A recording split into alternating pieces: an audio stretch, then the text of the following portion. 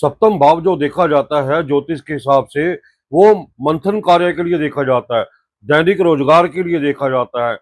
काफी लोगों से आपने सुना होगा कि अगर गुरु यहाँ पे बैठ जाते हैं, गुरु ग्रह, तो कभी पूजा नहीं करनी चाहिए या कर्म कांड नहीं करना चाहिए।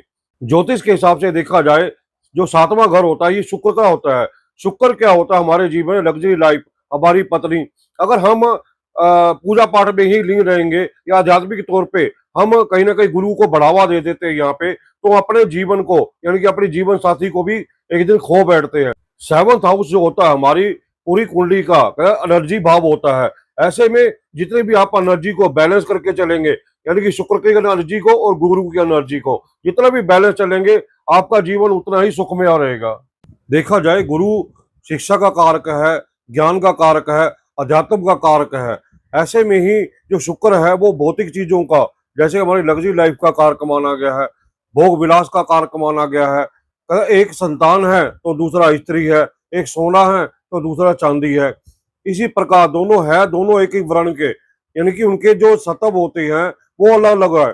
जैसे कि जो बृहस्पति है वो सात्विक है और शुक्र है जो राजसिक है। ऐसे में जिसके भी व्यक्ति के सेवंथ हाउस में गुरु बैठता है, तो ऐसे में इनकी एक ही नेचर में बात आ जाती है कि वो कोई भी बात बोलेंगे तो एक कहानी की तरह सुनाएंगे या ज्ञान देना शुरू कर देंगे, चाहे वो अपने घर वाले हो चाहे वो बाहर वाले हो। और वो हमेशा भावुक होके बात करते हैं। इसी वजह से कहीं ना कहीं वो अपने सारे काम धंधे परमात्मा पे छोड़ने लगते हैं।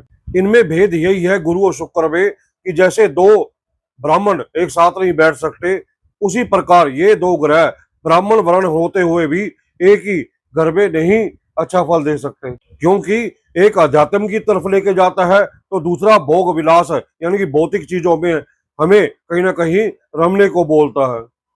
जितना भी आप दीप पूजा से या कोई भी ऐसी पूजा से दूर रहते हैं, इतना ही मन आपका, अगर हम राम नाम में लगाते हैं, उतना ही आपका गुरु अच्छा फल देना शुरू कर देगा।